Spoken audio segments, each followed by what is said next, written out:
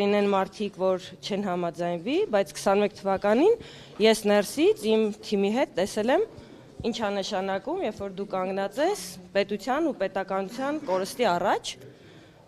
իրոք կարող է դուք դա չեք զգացել եւ ես երջանիկ եմ, որ դուք դա չեք զգացել, ես դա զգացել եմ, ես դա ապրել եմ իմ ընկերների հետ ու ես չգիտեմ, հպարտանում եմ, որ մենք այդ ճգնաժամի միջով անցանք եւ այդ ժամանակ թիմին լքելը նույնպես կլիներ դավաճանություն, ես այդպես եմ կարծում, պետք էր ձիգ կանգնել, որովհետեւ հարցը ոչ թե քաղաքացիական պայմանագրի կամ իշխանության մեջ էր, հարցը պետության ու պետականության կորստի մեջ էր։ Հիմա չեզոքացել են այդ վտանգը։ Դրանից հետո ես կարծում եմ, որ հատկապես այս տարի շատ լավ արդյունքների ենք հասել, էլի անհնարին ժանրից թվացող խաղաղության պայմանագրի նախաստորագրում ա եղել, ես հպարտանում եմ բոլոր այն մարդկանցով, ովքեր այդ ճանապարհը կարողացել են անցնել, որտեղ մենք բոլորս այն կարգի կորուստներ ենք ունեցել։ Նարեկ ջան, ձեզանով եմ հպարտանում, որտեղ դուք եք մեր հետ այդ ճանապարհ անցել։ Ով որ անցել է ու օգուտ ա բերել պետությանը, բոլորով հպարտանում եմ։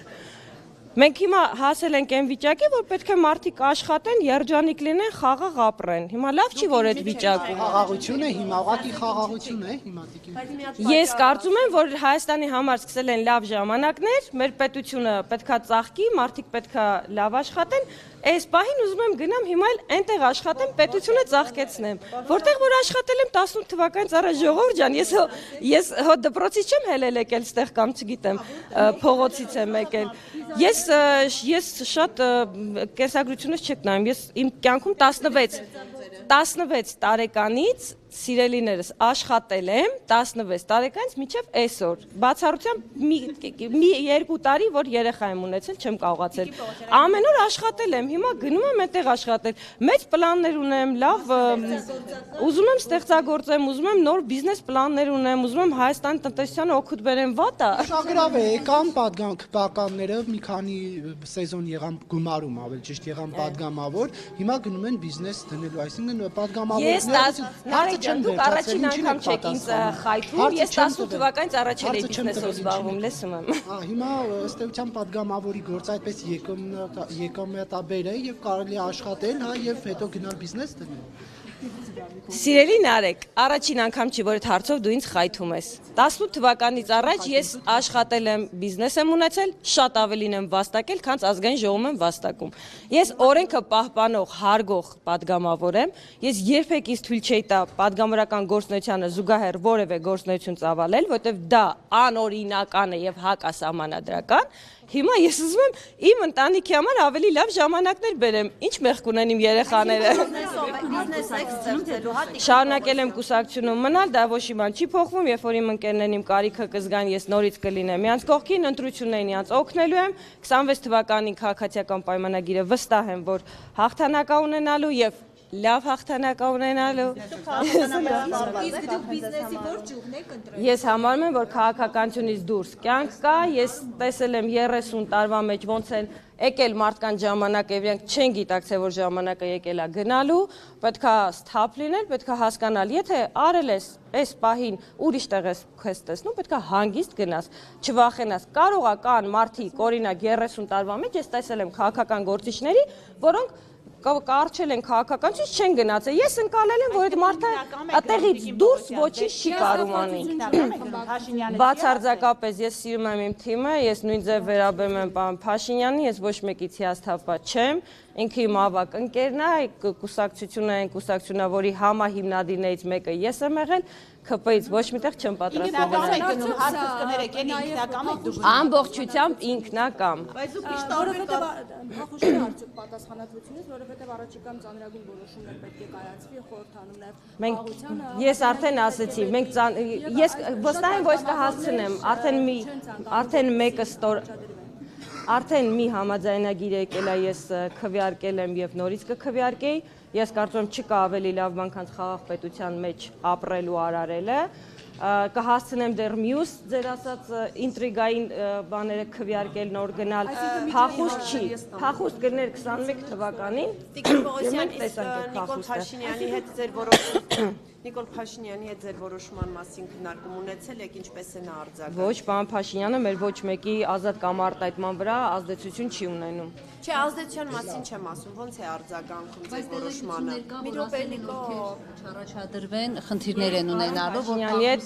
Ես պարոն Փաշինյանի հետ չեմ խոսել այդ հարցով, պարոն Փաշինյանը երբևիցե, ես չգիտեմ Նարեկ ինչ ինֆորմացիա ունի եւ Նարեկին ոնց են վերաբերվել, երբևիցե իրեն ճանաչած առաջին օրվանից որևէ մի օր ինքը իմ ազատ կամ արտահայտման վրա ազդեցություն չի ունեցել եւ դա չէր կարող լինել։ ասում էր, որ պետք է SMS-ով պետք է հեռանալ խմբակցությունից, դա ազատ կամքի վրա բռնություն։ Դուք ասում եք, ես ասում եմ իմ հետ նման բան չի եղել, եթե մարդիկ այնպես են ԿՊ-ում եղել է։ Եթե կան մարդիկ, որոնք ունենում են այնպիսի վարքագիծ եւ հետագիծ, որ լավ չեն ընկալում ինչա կատարվում եւ իրանց պետքա բացատրել ինչա կատարվում, այդ մարդկանց խնդիրն է։ Ես ասում եմ, ես այդ խնդիրը չեմ ունեցել։ Ես միշտ իմացել եմ ինչա պետք անել։ Բայց արդյոք սա չի խոսում այն մասին, որ խնդիրներ այնուամենայնիվ խմբակցությունում կան, որովհետև էլի պատգամավորներ կան, որոնք չեն ցանկանում։ Ես հասկանում եմ, դուք ինչ շատ եք սիրում։ Ուզում եք ես մնամ խորհրդարանում։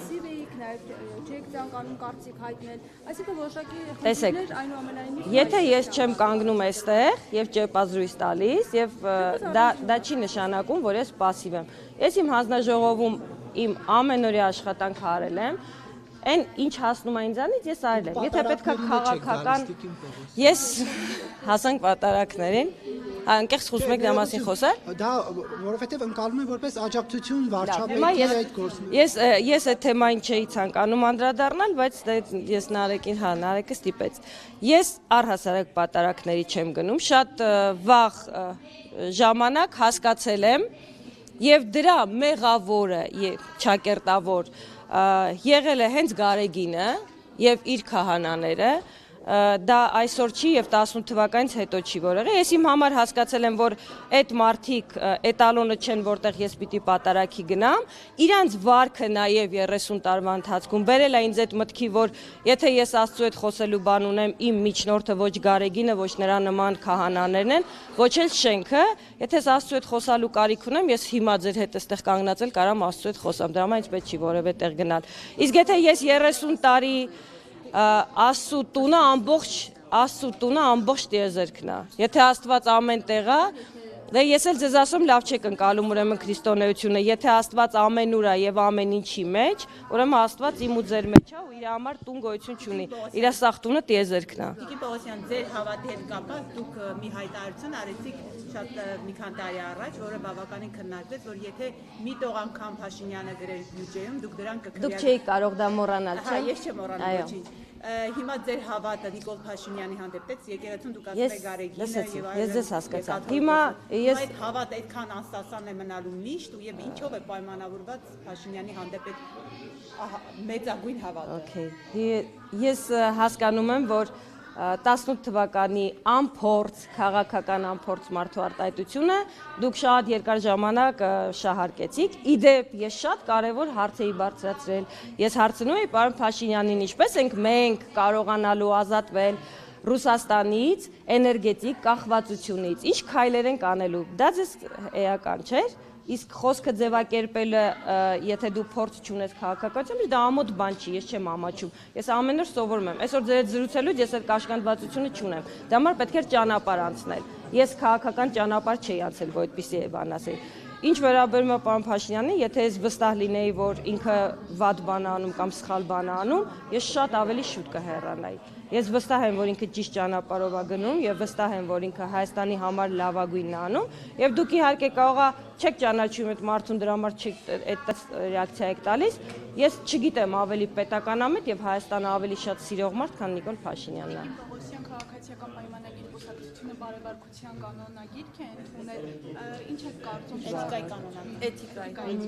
Սա Թաթոյանի ասուլիսից հետո արված հայտարարությունների շարունակություն։ Մեզ անկեղծ ասած չգիտեմ ինչ էթիկայի կանոնագրքի մասն եք խոսում, չեմ։ Հայոյանք ինչ են հայոյելու։ Վարչապետը չզարթնի եւ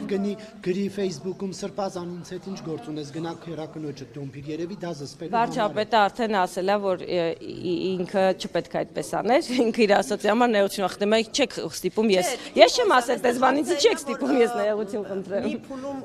հնչում են հայոյանքներ, քապական տարբեր պաշտոնյաների կողմից արտահայտություններ, որոնք ըստ էս էթիկայի կանոնագրքի, որ ընդունել են, պետք է չհնչեին, եւ հիմա այսինքն ինչ Ժողիկ ջան, ես երբեք ոչ մեկին չեմ հայոյել։ Ես կարծում եմ հայոյանքը վատ բան է, հատկապես քաղաքական դաշտում։ Հայոյում է մարդու ժամանակ եւ սպառվում են փաստարկները, չի կարելի հայել ոչ մեկին։ Նույնիսկ եթե ինձ ահավոր դուր չի գալիս Նարեկի հարցերը կամ այն խայթոցները, չի կարելի Նարեկին հայել, ոչ մեկին չի կարելի։ Հիմա եթե որևէ մեկը օրինակ նեղված ա եղել կամ զայրացած ա եղել, նման ձև արտահայտվել, հետո ասում ա կներեք, ես այդպես էլ չեմ անելու, նորմալ ա, բան մեծահոգի գտնվեք, Աստծուց ենք խոսում։ Նիկոլ Փաշինյանը գրում էր հենց այդ գրառումը, հա, ներողություն դոմփելու մասին, դուք անձամբ իրեն ասում եք, որ դա ճիշտ չի, ասում եք ընկերներ են։ Ես կառավարական շենքում չեմ եղել, որ ասեմ պարոն Փաշինյան մի գրեք։ Գրառումների մասին խոսում։ Ես չի եղել այդպես, որ շփում ունենամ պարոն Փաշինյանից, որ ունենայի հաստատ կասեի պարոն Փաշինյան, դուք ուրիշ մակարդակի մարդ եք, մի արեք տենց, նույնիսկ եթե զայրացած եք կասեի, բայց առիթ չի եղել։